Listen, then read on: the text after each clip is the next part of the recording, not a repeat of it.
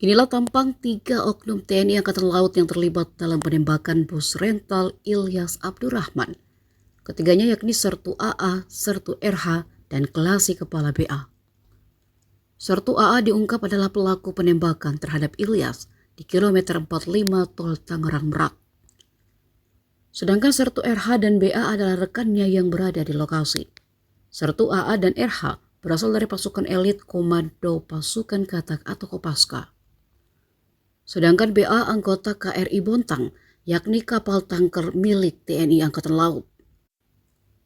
Panglima Koarmada Laksamana Madya TNI Denny Hendrato mengatakan senjata api yang dibawa Sertu AA pada saat terlibat dalam kasus penembakan merupakan inventaris TNI Angkatan Laut.